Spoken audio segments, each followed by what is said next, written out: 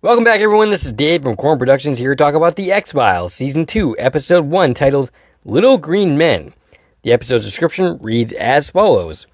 With The X-Files shut down, Mulder travels to Puerto Rico on a tip from his mentor in the Senate to uncover the reason behind the sudden reactivation of a remote, long-abandoned, SETI-like communication station. The episode was written by Glenn Morgan and James Wong, and the episode was directed by David Nutter. The episode originally aired on September 16th, 1994.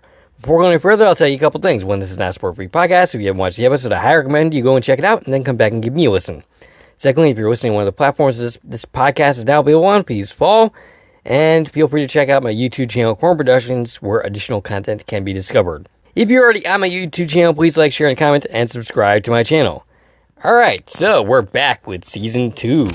As you might be aware, I'll say it again anyway, I'm doing the first 6 episodes of this season, skipping episode 7, and then doing episode 8, titled One Breath, and then I'm going to the revival series and doing all of those episodes from season 10 and season 11, before returning to season 2. As far as this episode is concerned, it's a solid, if not spectacular, premiere for the second season. That sets up our new normal for the first handful of episodes.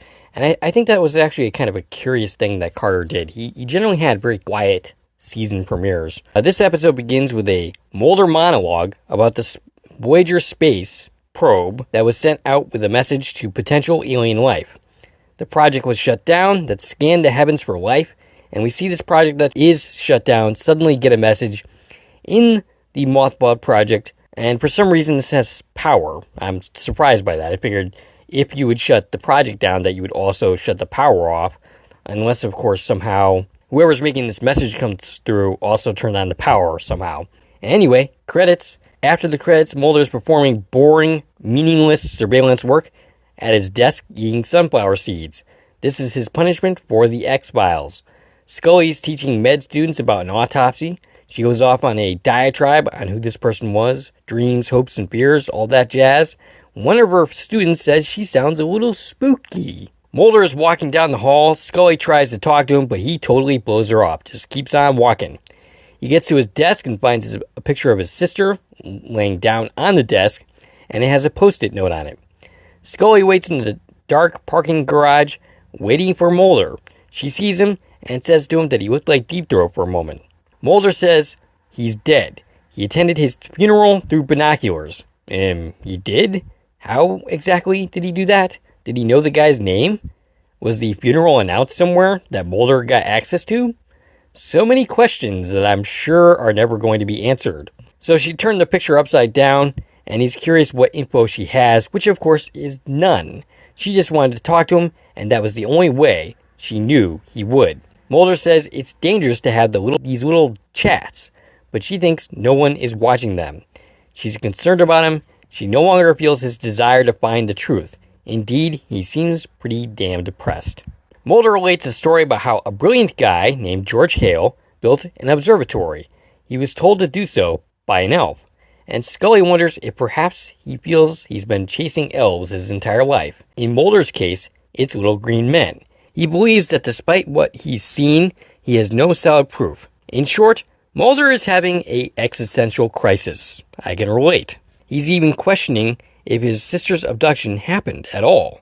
Scully tells him not to give up, and next time they will meet out in the open. Mulder has a flashback to the night he was watching his sister.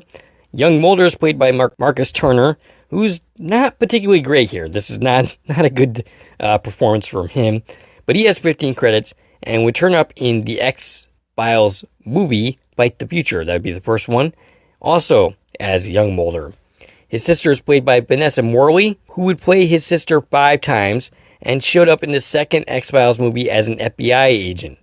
She has 30 credits. We watch as his sister's abduction plays out, and this is the first time we've actually seen it. We've heard about it plenty of times, though. Mulder awakens in his apartment, his door is opened, and Mulder is told he is going to the Hill, where we meet Senator Matheson, for the first time, played by Raymond J. Barry. 127 credits for him. He played Raylan's father in Justified, and this dude is pushing 90, and he's still appearing in things. He makes a grand total of 3 appearances on the series in total. He's listening to classical music. Mulder apologizes to the Senator for letting him down, But Matheson has him here for a specific reason, and it's not to chew Mulder out. He turns the music up loud because he might be being wiretapped and their conversation monitored. He asks if Mulder is aware of the high-resolution microwave survey, that's the project we heard about at the beginning of the episode, and he tells Mulder that he needs to get there in 24 hours. After that, the UFO retrieval unit will be there and are authorized to use terminal force. Mulder asks him what he's looking for, and Matheson gives him a copy of the transmission and says he's looking for contact. We see Skinner's office where he's listening to a tape of his conversation with Scully and about Mulder's whereabouts. We see Cancer Man, who's out of cigarettes, and isn't that a shame, and he says to Skinner that Scully will find him. We see Mulder hitching a ride on a truck in Puerto Rico. He's arrived on site, and he has to hike through the woods to find a way into the observatory.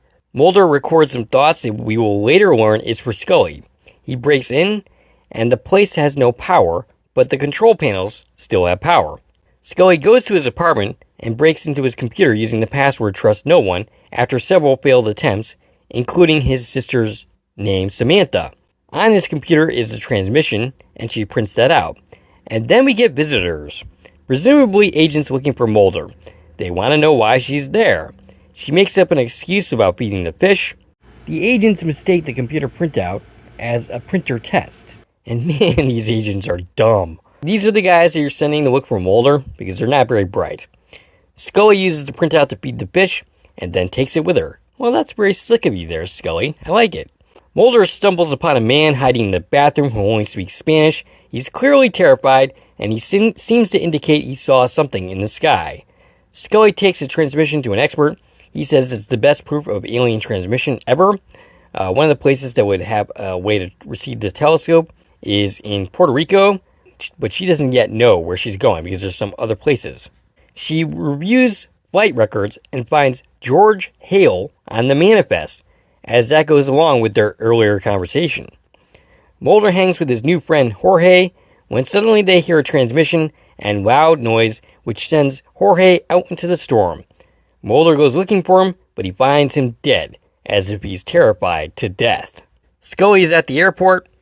She deftly avoids a tail, making her would-be pursuers think she's going somewhere different than she's actually going. Mulder examines Jorge's body and narrates for Scully. Mulder still isn't sure if any of this is for real. He says that it's hard to trust no one, to constantly suspect everyone, and that it wears you down. You even start to doubt what is the truth.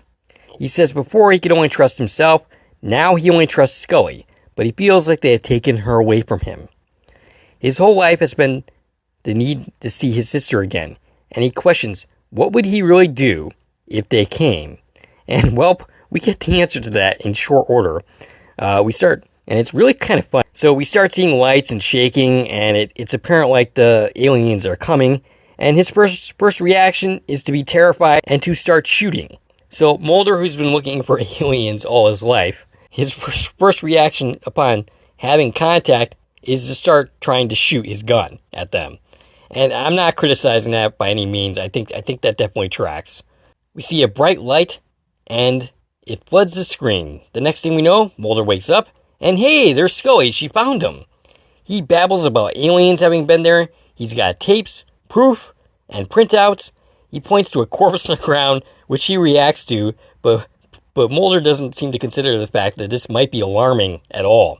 He's not even really thinking about Scully's presence at all, honestly. He's only excited about the proof of possible contact. The retrieval unit starts driving up. Mulder wants to gather the evidence, but Scully insists that they go now, as evidence is worthless if they are both dead. And there's no question that's a pretty good point. Mulder grabs the tapes and engages in a chase, which they manage to get away from them. Back at Skinner's office, he's getting his ass chewed out. Skinner says he could be censored, transferred, etc., etc. Mulder says he understands his disappearance warrants disciplinary action, but he had enough on those tapes to get an arrest a long time ago. He's surprised he even noticed he was gone. Mulder points out that his phone was wiretapped, which is an illegal procedure without a court order, and this apparently is news to Skinner, who glares at Cancer Man angrily.